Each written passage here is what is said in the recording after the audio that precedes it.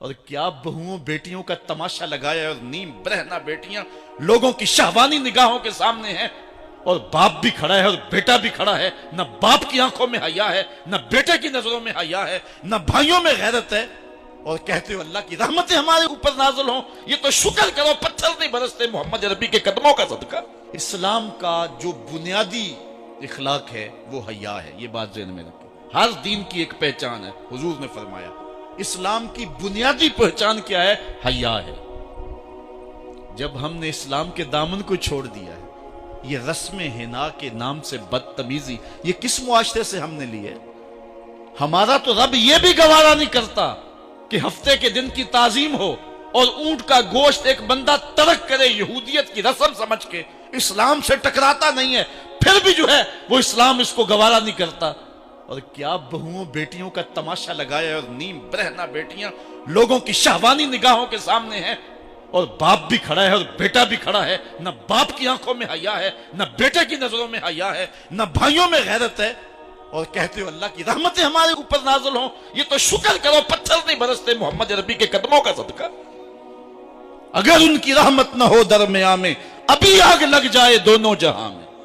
یہ تو ان کی رحمت ہے کہ پتھر نہیں برستے۔ پچھلی قوموں نے ایک ایک جرم کیا، کسی کے اوپر پتھر برسے، کسی کے اوپر خون برسا، کسی کے اوپر ایسا زلزلہ آیا کہ نیچے والی جگہ اوپر اور اوپر والی بستیاں نیچے۔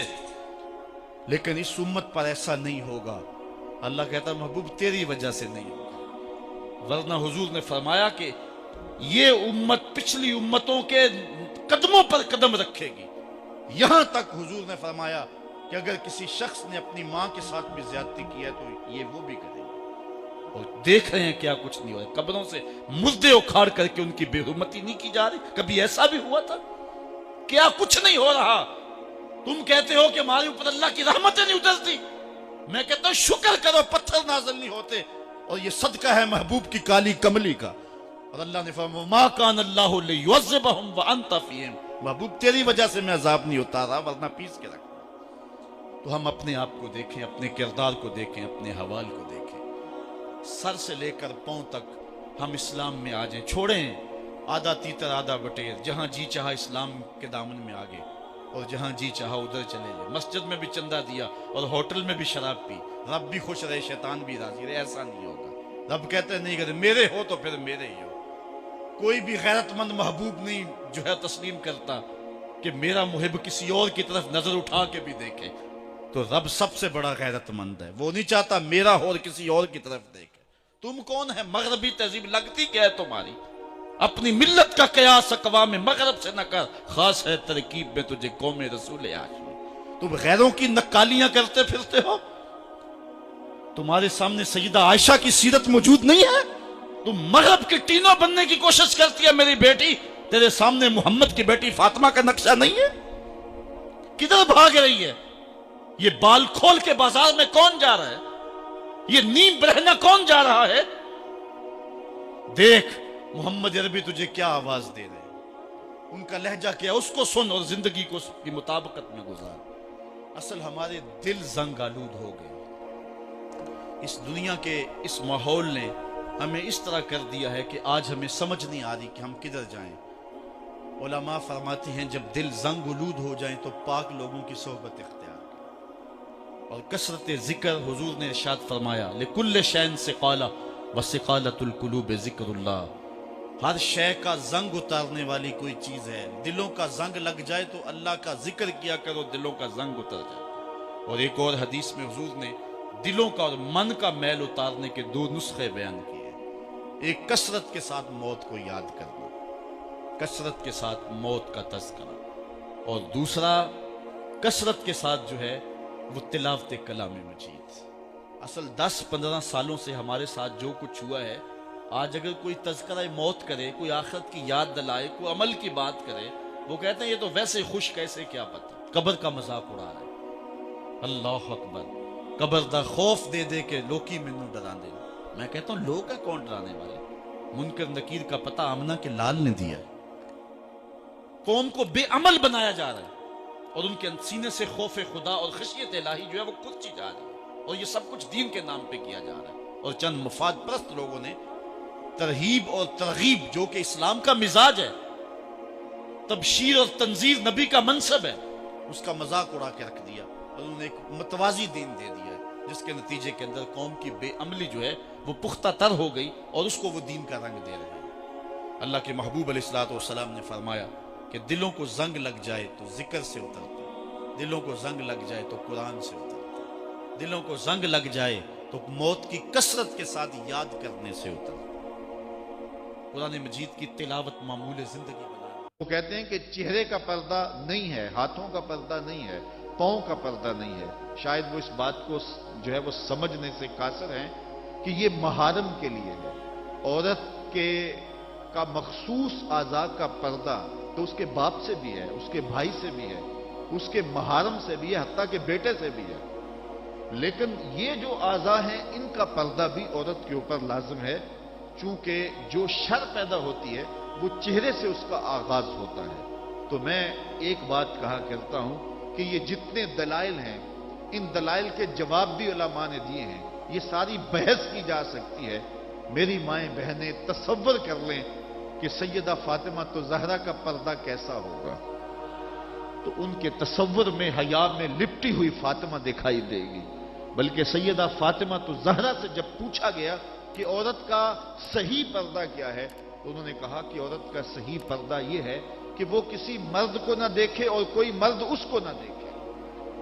حضرت عبداللہ ابن مکتوم رضی اللہ تعالی عنہ کے سامنے ازواج مطہرات نے پردہ نہیں کیا تو وہ آنکھوں سے نابینے تھے، تو حضور نے اس پر انہیں تنبیہ کی کہ تم نے پردہ کیوں نہیں کیا؟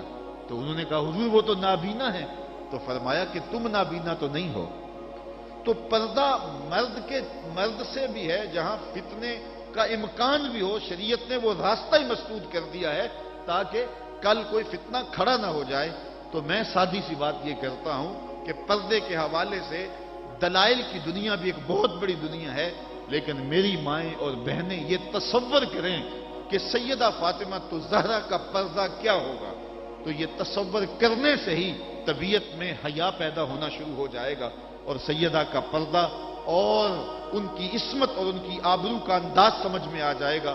حضرت اسماء بنت امیس رضی اللہ تعالیٰ عنہ فرماتی ہیں کہ میں سیدہ فاطمہ تو زہرا کے پاس بیٹھا کرتی تھی اور انہیں سب سے زیادہ فکر اس بات کی تھی کہ زندگی میں تو عورت اپنے پردے کی حفاظت کر لیتی ہے، لیکن مرنے کے بعد جب پٹڑے پہ چارپائی پہ سے ڈالا جاتا ہے تو اس کا جسم جو ہے وہ جنبش کرتا ہے اور وہ مختار نہیں ہوتی ہے، تو اعضاء دکھائی بھی دیتے ہیں، اعضاء کی حیت بھی سمجھ میں آتی ہے، تو یہ بڑا مشکل لمحہ ہوگا جو مرنے کے بعد درپیش ہوتا ہے۔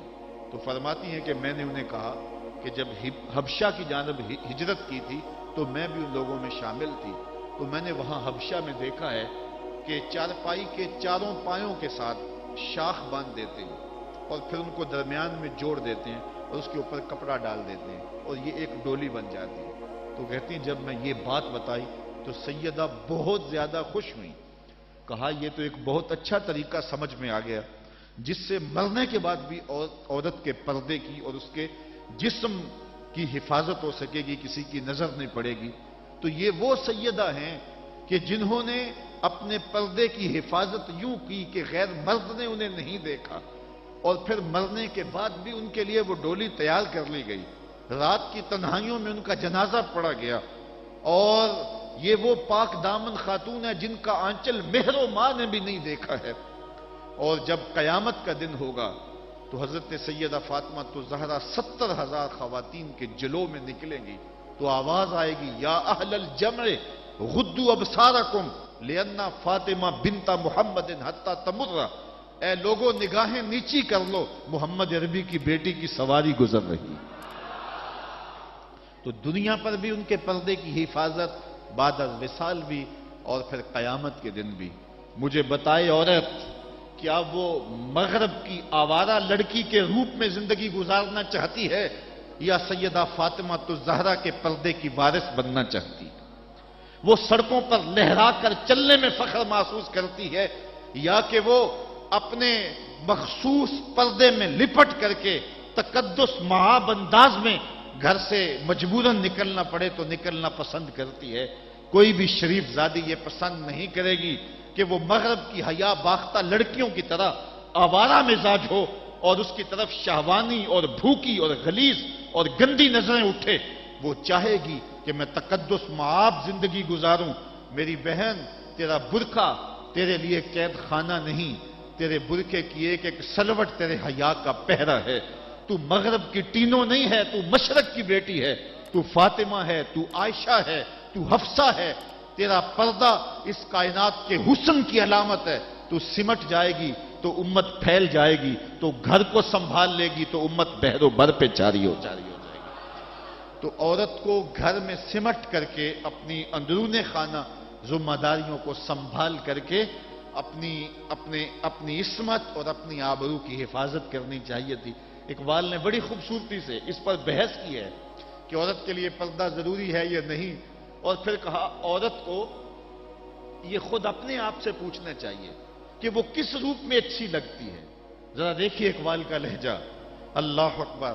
اس راز کو عورت کی حقیقت ہی کرے فاش. مجبور ہے معذور ہے مردانے خرد مند. کیا چیز ہے آرائش و زیبائش میں زیادہ، آزادی نسواں یا زمرد کا گلو بند. اقبال کہتا ہے کہ عورت اپنے اندر کی عورت سے پوچھے کہ اس کے لیے حسن کہاں ہے.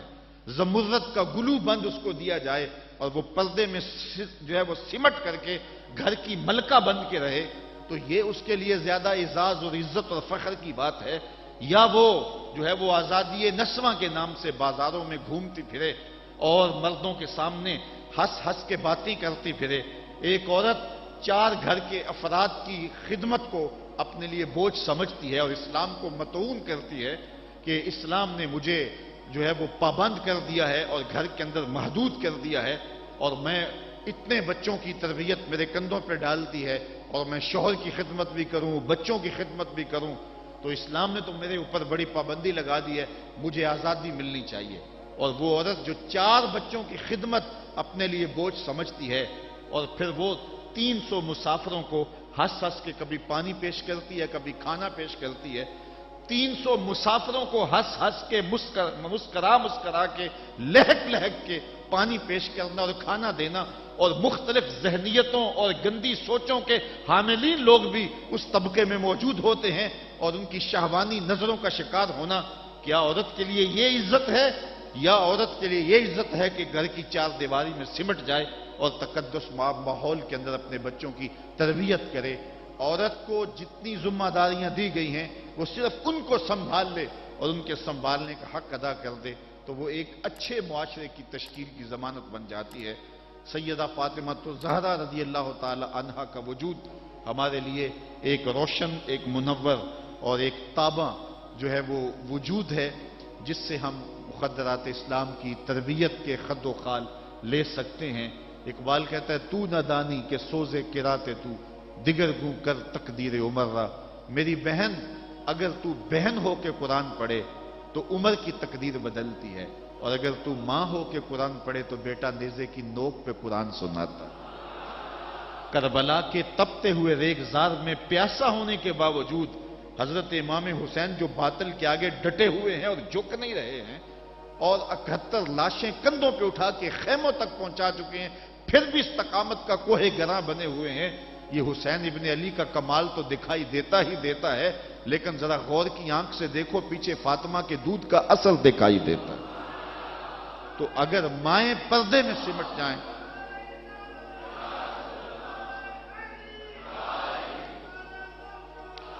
تو یہ حضرت امام حسین کی صورت کے اندر امت کو جو خوبصورت تحفہ دیا. بلکہ یہاں اقبال تو بے خود ہو گیا نا، وہ کہتے ہیں آپے سے باہر ہونے کی کیفیت، کہ عقیدت کا رنگ ایسا چڑھا کہ بس جذبات سے مغلوب ہوا. اقبال کہتا ہے کہ رشتہ آئین حق زنجیر پاس فرمانے جناب مصطفیٰ، ورنہ گردے تربتش گردید میں سجدہ برخا کے او پاشید میں. اے فاطمہ، جو کام تو نے کیا، اگر شریعت کے حکم کی زنجیریں میرے پاؤں میں نہ ہوتی اور آپ کے باپ کا ہی حکم کہ اللہ کے علاوہ کسی اور کو سجدہ جائز نہیں، یہ مجھے ملحوظ نہ ہوتا، تو میں کعبے کی طرف رخ کر کے سجدہ کرنے کی بجائے تیری قبر کی مٹی کی طرف منہ کر کے سجدہ کرتا. اور میں کعبے کا طواف کرنے کی بجائے تیری قبر کا طواف کرتا، کیونکہ جو کام تو نے کیا ہے وہ کسی اور نے نہیں کیا۔ نبی کے گھر کی ہے عظمت، نبی سے سنتے ہیں، علی کے گھر کی ہے عزت، علی سے سنتے ہیں، وہ جس نے معزز کیا گھرانے کو، حسین پال کے جس نے دیا زمانے کو۔ تو یہ تھا حضرت سیدہ فاطمہ تو زہرا رضی اللہ تعالی عنہا کا کردار۔ آج کی عورت سیدہ کے کردار کو اپنے لیے نمونہ حیات بنا کے اپنی زندگی کی راہیں متعین کر دے۔ اگر پندے سے درویش پذیری، ہزار امت بمیرت تو نہ میری، بطول باش و پنہا شو ازیں اثر کہ در آغوش شبیر بگیری۔